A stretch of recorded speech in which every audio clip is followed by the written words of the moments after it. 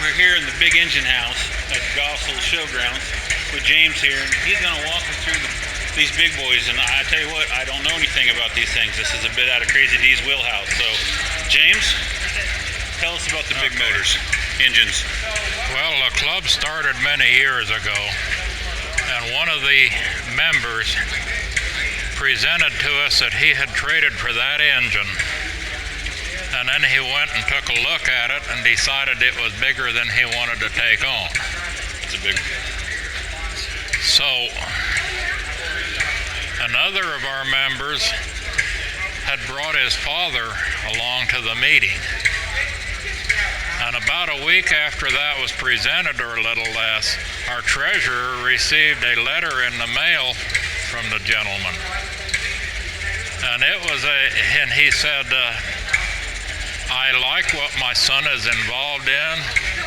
P.S. Please use the check as you see fit. And it was a check for exactly what we figured that engine would cost to buy it and get it in. So we took it as a hint. And our treasurer went to his business that was on the check to thank him, and it was up in Main District of Wichita. And he looked in the lobby, and there was this oil company name and just a floor number. So he pushes up on the elevator, and the doors open, and there's this pretty lady sitting at a desk. And he proceeded to ask. She says, "May I help you?" Well, I'm looking for Carl Sevitz. Well, just a moment. So the treasurer went in and thanked him, and that was when we found out that the late Dave Sevitz had a little bit something behind him. And it turns out that they've been in the oil business since in the 40s. And it's a pretty big operation, pretty respectable operation. So we brought the engine. What is that engine exactly? That's a 100 horse Fairbanks-Morse Type Y. What was that motor? What was its life? What did it originally do? That one, when we went to get it, was in the engine room attached to a still smoking cotton gin operation. It had just burned down the night before. Oh. So there was about 5 gin heads in a row there that thing had run. We didn't look in any gin heads to see if there was any hands or body parts in there that somebody throwed in. But we loaded the engine and hauled it home. We got there sight unseen. None of us had seen it, but one of our scouts, I'd sent him down there to look at it, and he says the engine from the base to the top is so many inches. The bolt sizes are so many inches. And then a postscript on the bottom of the message says, "Bring trailer tougher than yours." So I talked to a gentleman at a place I worked that built trailers, and they says, "Well, how heavy is it?" Nobody knows. So the engineering person there just says, "Well, take the 32-footer, but it's got Kelsey axles, it'll take it." Yeah. So we went and took it off the base, took the flywheel off, loaded it up. We had 6 inches or 8 inches of clearance at the overpass we had to go under, and we had an engine. Well, we were looking for a building to put it in. So the word went out amongst the membership, and Deemer Unruh came up with, "I found some rafters in the scrapyard." He says they weigh 6,000 pounds, and we can buy them for $300. Pretty good. So we gave him the commission to go buy them. And when we got them over here, we found out that each rafter is 6,000 pounds. There was 18,000 pounds of rafters. And that designated the size of the building we put up.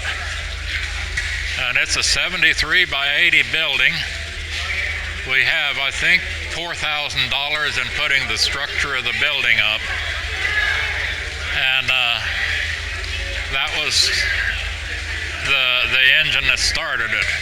By the time the building came up, that one, a 200 horse, two-cylinder Delaverne, this engine appeared while we were trying to figure out where to put the other one. Wife's cousin delivered a semi-load of heifers to a feeder, and he saw a flywheel looking out of the shed. So we went down there to look at it, and Steve had said it was 100 horsepower. When I crawled up there and dusted the plate off, it said 200 bhp, belt horsepower. The interest got better. So we asked the man whether it was available, and yes, it was. He'd really like to get it out of the shed. He could put more heifers in the shed if he didn't have the engine in the way. What was the original life of that motor? Where it came from, they had run it in an alfalfa mill to generate electricity for a bunch of years. Before that, the engine did 25 years in the oil field around Four Corners area, probably in a pumping station. And the seller had guaranteed that it would not need an overhaul yet after 25 years of operation. Wow. So we asked him how much dollar, and he says, well, he'd like to have $500 for it. So needless to say, it didn't take him long to get his $500. Yeah. And we went down there with a volunteer crew. Others had scouted this engine. They pressed Belgers to come lift it up and put it on trucks and stuff, pieces of it. We went down there with a volunteer crew and old order processes, and we got it out of there with relatively little expense and very little, the overhang of the roof was too low to get the flywheel out. So our people figured it out. You just saw the purlins in the roof off for a ways. You go ahead and unfasten them, proceed to hook onto the flywheel and drag it out, and the tin flexes up over the flywheel, and then you put the purlins back in and fasten the tin back down. So we didn't have to tear the building down. I was going to say, moving something this size can't be the easiest process in the world. It isn't just hook it onto the winch and drag it up on the trailer. Well, it was partially disassembled. We had to make parts for it. But we had about a half a dozen of the elderly gentlemen in the organization were out there sorting through the used hay in the foot-thick layer or more in that building, and anything that was metal or rust went into the barrel. And so we found many small pieces that we were missing.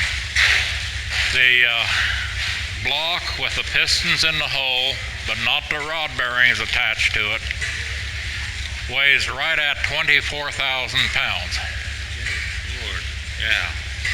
The flywheel and crankshaft is also about 24,000 pounds with nothing else on it. That white Road Boss truck setting out there, an implement trailer, hauled those two pieces in, separate loads. Somewhere I have a picture of that white Road Boss coming down from the front with this flywheel over the top of the cab. It looks like that truck is wearing a halo. That's cool, yeah. But anyway, that is kind of the story on those two. This one is 200 horsepower. We have never run it to full speed. We probably won't run it to full speed. As far as we know, it's the only one in existence in the world of that make and model right now. Wow. So there's no reason to push it. Yeah, I would have definitely agree with that. Yeah.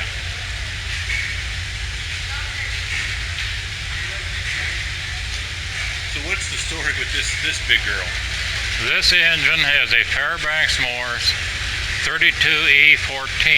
The 32 was the introduction date of the model series. The 14 is the bore of the cylinders. And it was a City of Canton municipal power plant. We were on the, sort of like vultures on the fence for like 40 years on this engine. and finally it came available.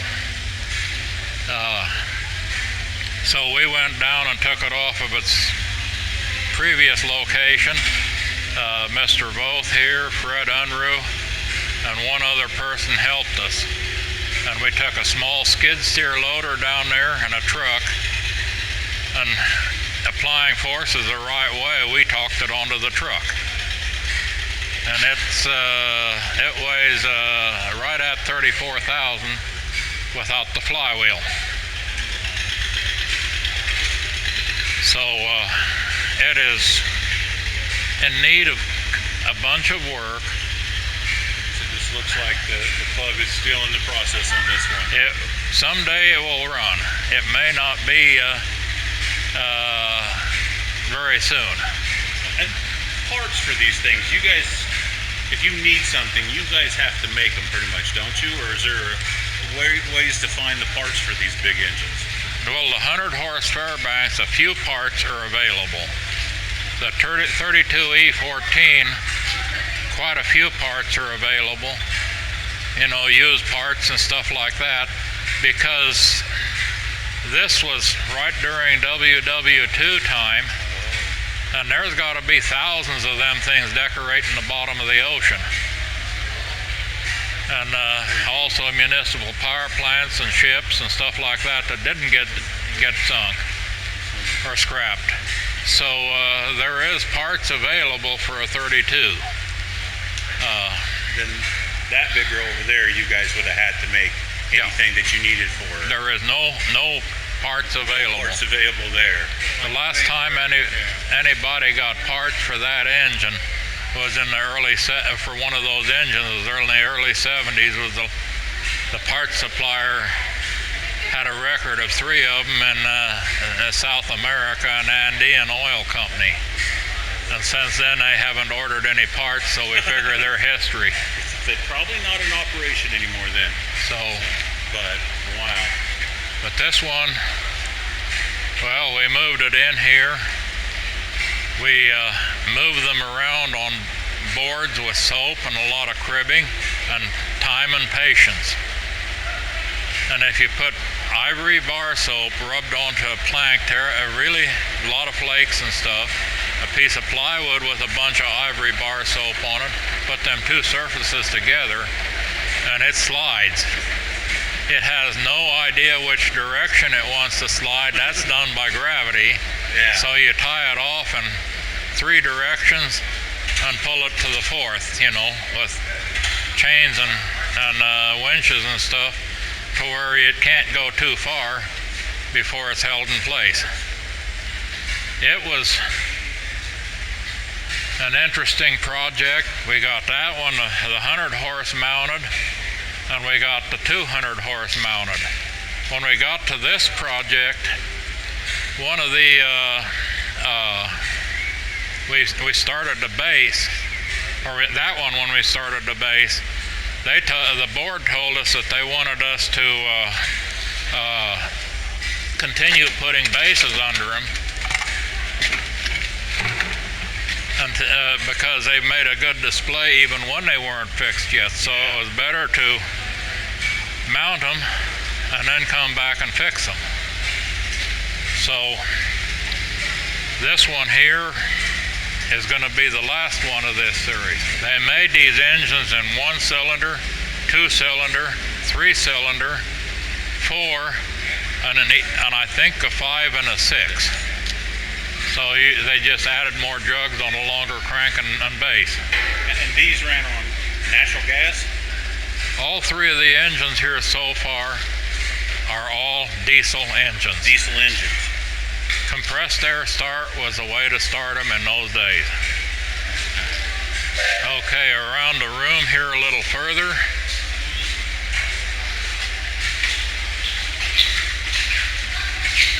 We have a pile of parts over here that are parts of the generating part of it, so that we can bring it back online someday. We have another engine in the background, a small one. We refer to that as a small one in this building. Yeah, yeah. And This is the generator part of that engine.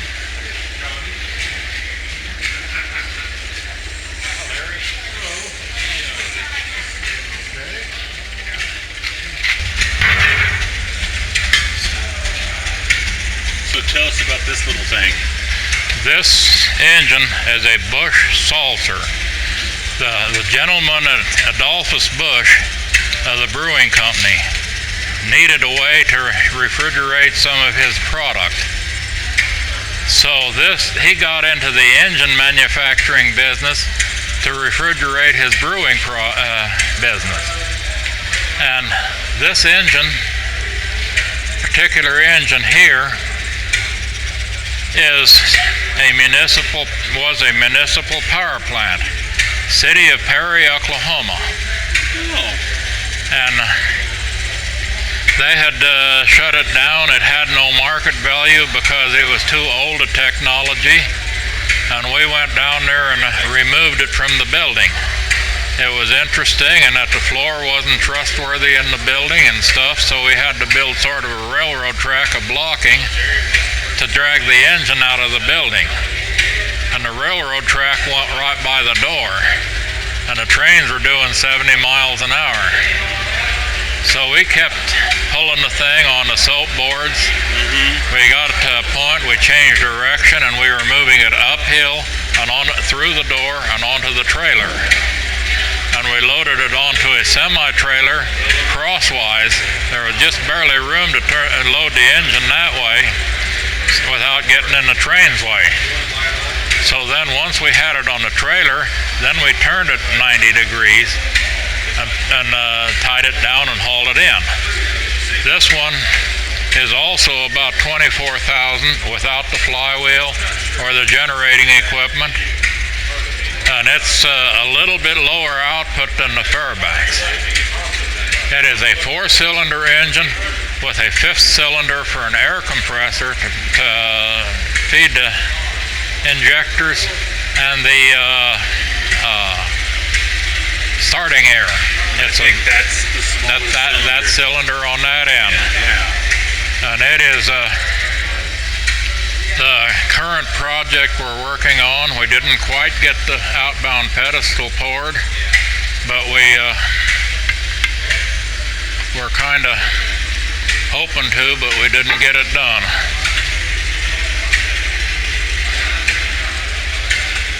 That ain't tiny.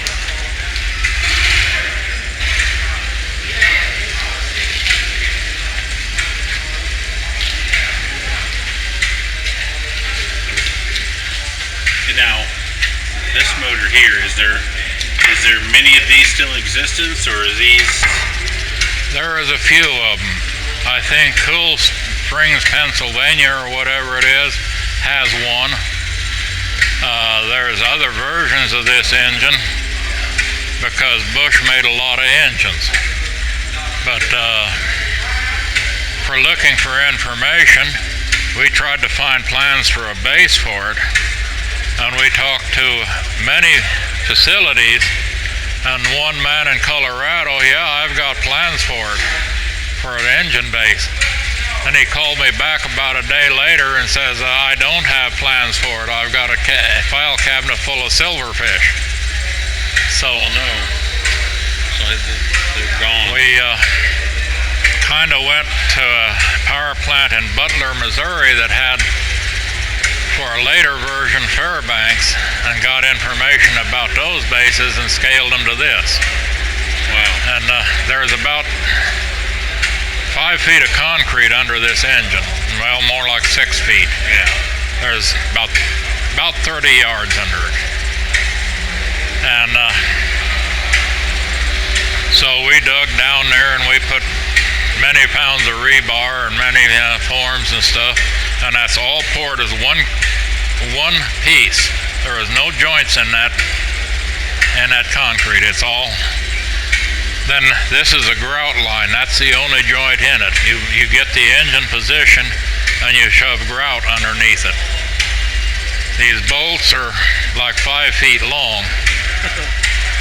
Wow. And like the 200 horse over there, those bolts on that one were torqued with a 3-foot wrench and a forklift pushing. Good grief. So it's big pieces. It's slow. Big pieces takes big equipment. I mean, this isn't your Briggs and Stratton here. No. So. This don't do too much for a lawnmower. Don't do too much for a lawnmower. Well, thank you for sharing this information with us on these on the big guys. We highly appreciate that. And we're gonna go and enjoy the rest of the show. We appreciate it so much. Thank you. Hey guys, thank you for coming in and watching another episode of Crazy D's Equipment. Hope you enjoyed these past 2 episodes from the show in Gossel, Kansas. That show has been a huge part of my life. I've been attending it since I was 4 or 5. I remember my great-grandma bringing me for the first time, and I've been hooked ever since. And I have never missed a show yet. Even when I had spent a small time living in Arizona, I would make the drive home to catch this show here. So, hey guys, thank you for coming in and watching one more time. And please remember to hit the like and the subscribe button. And I'll catch you guys around on the next video.